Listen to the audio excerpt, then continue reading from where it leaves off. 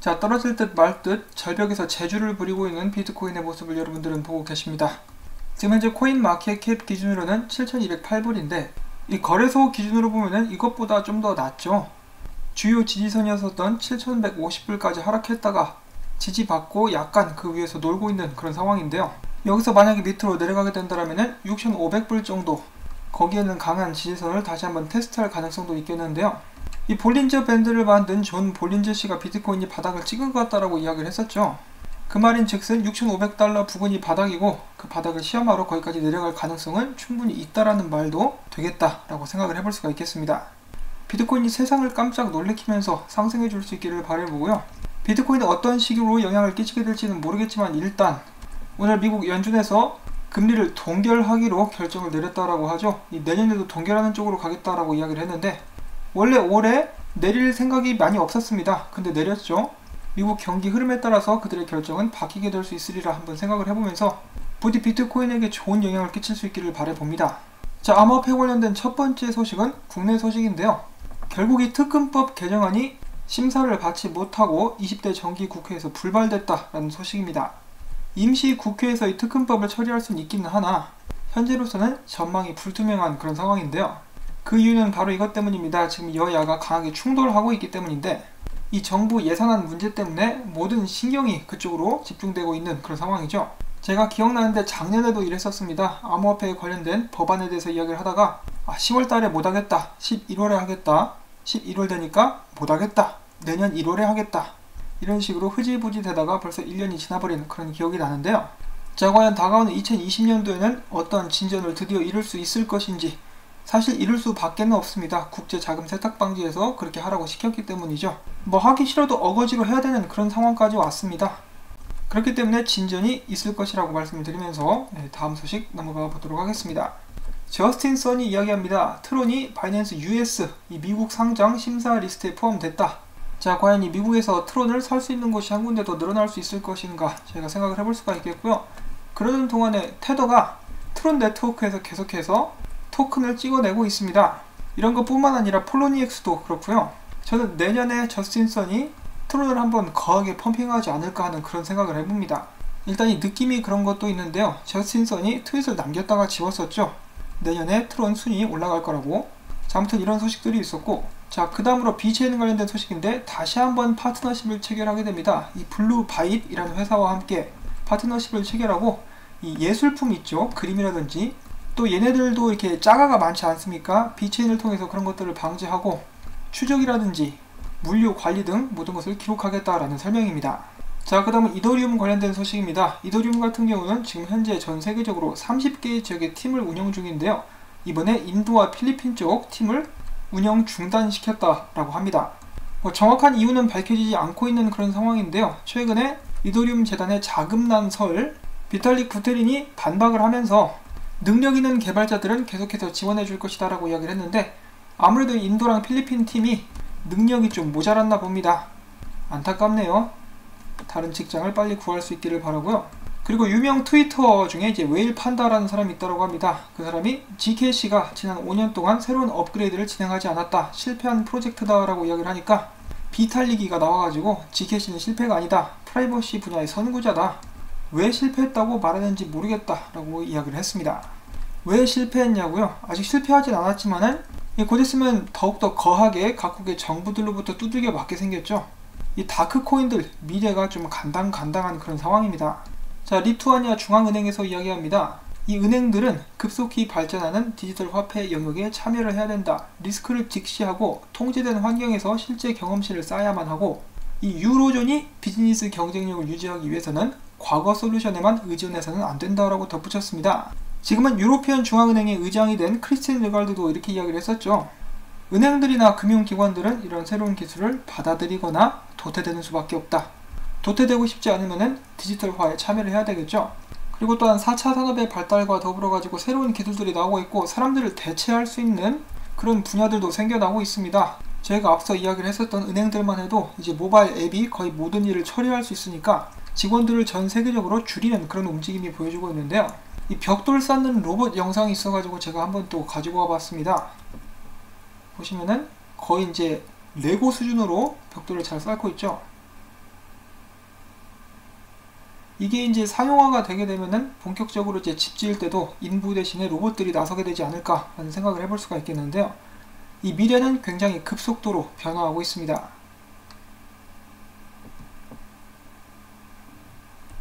자, 그 다음 소식입니다. 블록체인 분석 스타트업 엘립틱이 은행들이 어떤 암호화폐 거래소와 협업할 수 있을지 그런 부분을 판단하는데 도움을 줄 수 있는 솔루션 디스커버리를 구축했다라고 밝혔습니다. 자, 은행들이 암호화폐 거래소들과 협력을 한다. 지금으로서는 좀 상상하기 힘들죠? 자, 아무튼 이 솔루션에는 200개 글로벌 암호화폐 거래소에 대한 다양한 데이터와 인사이트가 담겨있다. 현재 대부분의 은행은 암호화폐 거래소가 규제에 적격한지 아닌지 자금 세탁이나 제재 리스크를 안고 있는지 구별할 수 없다. 이런 부분에 대해서 우리가 도와줄 수 있다라고 그들은 이야기를 한 것인데요. 이 굉장히 좋은 서비스인 것 같습니다. 지금 천천히 몇몇 곳에서 암호화폐와 함께 일하는 은행들이 모습을 드러내고 있는데요. 이런 모습들이 가속화될 수 있기를 바라보면서 다음 소식 보도록 하겠습니다. 자, 후오비 같은 경우는 최근에 미국에서 사업 종료를 선언했는데요. 그 이유로는 사업 전략의 일환으로서 보다 통합된 방법으로 비즈니스를 실현시키기 위해서라고 이야기를 했습니다. 근데 뭔가 좀 다른 게 있는 것 같죠? 지금 바이낸스 US라든지 다른 거래소들은 열심히 사업을 하고 있는데 후오비가 사업을 접는다. 뭔가 좀 구리구리합니다. 자, 그 다음엔 암호화폐 거래 플랫폼 크립토닷컴에서 이오스 입출금 및 스테이킹을 지원한다는 소식입니다. 스테이킹 할 시에 최대 8%까지 이자를 주겠다라고 이야기를 하고 있고요. 이자는 일주일에 한 번씩 사용자의 지갑으로 지급이 되겠습니다. 자, 여러분들 암호화폐 하드웨어 월렛 중에 킵키라는 월렛이 있다고 합니다. 저는 어떤 것인지 잘 모르겠는데요. 크라켄 리서치가 이 하드웨어 월렛에서 보안 결함을 발견했다고 하네요. 이 보안 결함 때문에 월렛 공격자는 이를 통해서 15분 내에 자금을 빼돌릴 수 있다고 하는데요. 이 결함은 복구가 불가능한 그런 결함이라고 하니까 혹시라도 이 킵키라는 암호화폐 지갑을 사용하시는 분들께서는 참고를 해주시기를 바랍니다. 자, 다음 이탈리아 내에서 비트코인 결제 지원 업체가 증가하고 있다는 소식입니다. 특히 식품 영역 내에 암호화폐 결제를 지원하는 기업이 350개, 굉장히 많죠? 유통업체가 270개, 서비스 업체가 214개입니다. 자, 이탈리아도 지금 간당간당한 나라 중에 하나인데요. 나라 정부가 더욱더 흔들리기 시작하면 비트코인에 대한 수요도 높아지게 되지 않을까 한번 생각을 해봅니다. 자, 미국의 재무부 산하 금융범죄 단속국 핀센이죠. 이들이 이야기하기를 최근에 의심행위 보고서, 그러니까 암호화폐에 관련된 거래 중에 뭔가 구리구리한 냄새가 난다 하면은 이제 그것을 신고를 하는 것이죠. 이것을 SAR이라고 부르는데요. 최근에 암호화폐 업체들이 정말 많이 이런 식으로 신고를 해주고 있다고 이야기를 하면서 많은 거래소들이 잠재적 불법 행위에 주의를 기울이고 있다. 상당히 고무적이다라고 긍정적인 발언을 내놨습니다. 자, 그 다음에 이어서 비트코인 관련된 소식 보도록 하겠는데요. 미국 CNBC의 프로그램 중에 하나죠. 샤크탱크. 이 샤크탱크에 이 마크 큐번이라는 사람이 최근에 비트코인을 또 약간 까는 듯한 발언을 했다라고 하는데요. 마크 큐번은 굉장한 부자입니다. 미국 NBA 팀 중에 달라스 매버릭스를 소유한 사람이고요. 그는 방송에서 비트코인은 너무 사용하기가 어렵고 해킹당하거나 잃어버리기 쉬우며 이해하기가 어렵다. 가격 변동성도 크기 때문에 지속적인 가치가 어떤 것인지 판단하기도 어려운데 어째서 이 다른 암호화폐들보다 비트코인을 우선적으로 사용해야 되는지 모르겠다. 그러면서 그는 이 비트코인은 하나의 신뢰할 수 있는 화폐로 자리매김할 수는 없다. 그러면서 비트코인은 소장품에 가까우며 사람들은 비트코인 수집을 통해 자산의 증식을 기대한다. 예술품과 같은 하나의 투자 수단이라고 이야기를 했습니다. 그러니까 나쁜 말만 한 것은 아니라는 것이죠. 일단 투자 수단으로 보고 있고 이 사람 같은 경우는 자신의 농구팀 달라스 매버릭스가 경기를 할 때 그 입장권을 비트코인으로도 받고 있습니다. 좀 아이러니하죠. 화폐로 자리매김할 수는 없는데 그래도 가치는 있다 이겁니다. 자, 그러면 잠시 쉬어가는 시간 좀 웃긴 영상이 있어서 가지고 와봤는데요. 2019년 비트코인의 행보를 나타낸 영상이다. 곧 있으면 비트코인을 상징하는 차가 달려오게 되는데요. 어떤 모습을 보여주는지 한번 보시죠. 화려하게 등장합니다. 잘 가다가 나중에 꼬라박죠. 정말 비트코인이랑 비슷한 상황이라고 생각을 해가지고 한번 공유를 해봤습니다.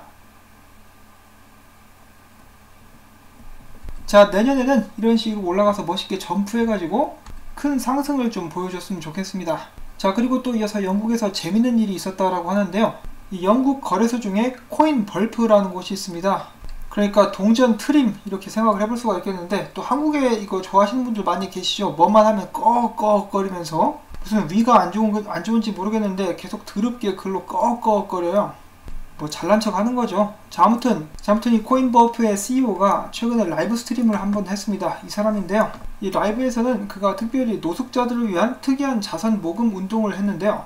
이 영상에서 자신이 크립토라는 단어를 10만 번 이야기하는 동안 사람들이 모금을 하는 그런 이벤트였다고 합니다. 그는 5시간 반 동안 무려 46,000번 크립토라는 단어를 이야기를 했는데요. 그의 이런 노력에도 불구하고 90달러어치의 비트코인 그리고 12달러어치의 이더리움밖에 모금을 하지 못했었다라고 합니다. 그걸 또 세는 사람도 대단하네요. 46,000번 이상인데. 자, 그 다음 계속해서 미국 소식 보도록 하겠습니다. 최근에 제이 클레이튼 SEC 의장이 이렇게 발언을 했습니다. 그들의 입장을 이야기하고 있는 것인데요. 이 미국 당국이 전반적으로 투자자와 시장을 보호하면서 혁신과 자본 형성을 동시에 촉진하는 측정 가능하면서도 사전 예방적인 규제 접근법을 취하고 있다라는 이야기인데요. 이 사람도 그냥 좀 그만하고 내려왔으면 좋겠습니다. 이 나쁜 놈 때려잡는 데는 혈안이 돼가지고 열심히 하고 있는데 혁신 장려는 거의 안 하고 있죠. 거의 미국의 모든 기업들이 얘네들 눈치를 보고 있는데 이 암호화폐계의 일진이라고 볼 수가 있겠습니다. 이 제이 클레이튼 좀 그만하고 SEC 의장직에서 좀 내려왔으면 좋겠습니다. 자, 프랑스 자산운용사 중에 나폴레옹이라고 있습니다. 이들이 CME 비트코인 선물과 연계된 펀드를 이번에 출시를 하게 됐는데요. 당연히 프랑스 거주자들을 위한 펀드인데 참여 금액이 꽤 큽니다. 11만 정도라고 하는데요. 일단 프랑스에서 어떤 성적을 거둘지 지켜봐야 될 것 같습니다. 지금 계속해서 이런 식으로 펀드 및 신탁들이 나오고 있는데 비트코인 현물하고는 전혀 관계가 없죠. 비트코인을 직접 사서 내 지갑에 들고 있어야 진짜 소유를 하게 되는 것인데 이런 부분들은 좀 많이 안타깝습니다. 자, 그 다음에 얼마 전에 비트코인 지갑 숫자가 최고치를 경신했다라는 소식이 나왔었는데요.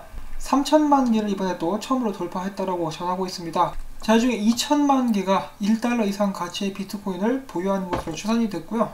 100달러 이상을 들고 있는 것은 650만 개, 1개 이상의 비트코인을 보유하는 월렛은 50만 개 이상으로 확인이 되었습니다. 여러분들도 아시다시피 비트코인을 1개 들고 있으면 2100만 분의 1 사나이 혹은 여성분이 될 수가 있습니다. 연구 소실된 그런 물량을 빼면은 더 멋진 타이틀을 거머쥐게 될 수도 있을 텐데요. 미래에 과연 2100만 분의 1 사나이들이 세상을 호령하는 모습을 볼 수 있을 것인지 기대가 많이 됩니다. 자, 최근에 그레이스케일이 실시한 설문조사가 있었는데요. 바로 이 비트코인 반감기가 비트코인에 어떤 영향을 끼칠 수 있을 것인가에 대한 것이었습니다. 대상자의 56%가 비트코인 반감기가 시세에 영향을 끼치지 못할 것이다 라고 대답을 했고요. 27%는 이미 선반영됐다, 17%는 난 모르겠다 라고 대답을 했습니다. 자, 근데 여기서 문제가 될 수가 있는 것이 가격에 그냥 영향을 끼치지 않는 것은 괜찮은데 이 채굴자들에게 굉장한 타격이 되지 않을까 하는 생각을 저는 해봅니다. 만약에 저희들이 고구마 농부예요. 매일매일 고구마 6개를 캐가지고 그 시장에 내다 팔아가지고 생계를 유지하고 돈도 약간씩 모으고 그러는데 갑자기 가뭄이 들었어요. 그래가지고 고구마가 하루에 3개밖에 안 캐지는 겁니다. 그러면 어떻게 합니까? 고구마 값을 올려서 팔든지 2배로 올려서 팔든지 아니면 고구마 농사 접어야죠. 그렇게 되면은 대량으로 채굴자들이 이탈하게 되는 그런 상황도 생길 수가 있겠는데요. 작업 증명 방식을 보유하고 있는 비트코인에게는 치명적인 악영향을 끼치게 될 수도 있겠습니다. 그런 의미에서 비트코인 떡상 가자. 자, 비트코인 21개월 지수 이동 평균 접근, 이 선을 방어할 수 있으면은 반등, 그렇게 하지 못하면은 떡락이다라고 이야기를 해주고 있는데요. 지금 이 21개월 EMA는 현재 7,097달러에서 자리를 잡고 있습니다. 이 이동평균선 같은 경우는 암호화폐 시장의 겨울이었었던 지난해 6월부터 4개월 동안 비트코인의 하락을 저지했었는데요. 이 선 방어에 성공을 하면은 반등, 기술적 반등이 가능하게 될 것이고 밑으로 떨어지게 되면은 추가 하락이 우려가 된다라고 코인데스크는 이야기를 하고 있습니다. 자, 과연 이 선을 지킬 수 있을 것인가? 정말 아슬아슬한 그런 상황이라고 볼 수가 있겠는데요.